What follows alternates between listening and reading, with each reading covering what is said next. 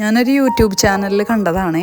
Just with 2 ingredients, whipping cream and Milkmaid or condensed milk, you can make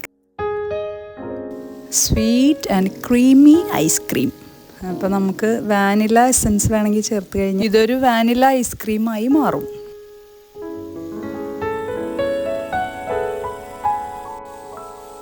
അപ്പോൾ whipping cream നന്നായിട്ട് whisk വെച്ച് അടിച്ചെടുത്ത് കഴിയുമ്പോൾ നല്ല creamy പരുവത്തിലായി കഴിഞ്ഞ് കഴിയുമ്പോൾ നമുക്ക് മിൽക്ക് മെയ്ഡ് അല്ലെങ്കിൽ കണ്ടൻസ്ഡ് മിൽക്ക് ചേർത്ത് കൊടുക്കാം.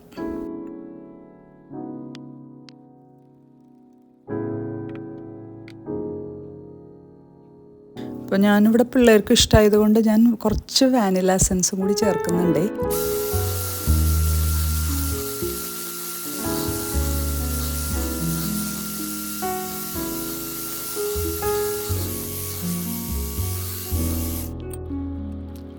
അപ്പോൾ അത്രയേ ഉള്ളൂ പരിപാടി.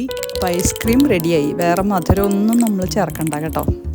ഒരു 3-4 മണിക്കൂർ ഫ്രീസറിൽ സൂക്ഷിച്ച് കഴിഞ്ഞ് കഴിഞ്ഞാൽ നമുക്ക് പിന്നെ എടുത്ത് കഴിക്കാം കേട്ടോ. അപ്പോൾ താങ്ക് യു ഫോർ വാച്ചിങ്.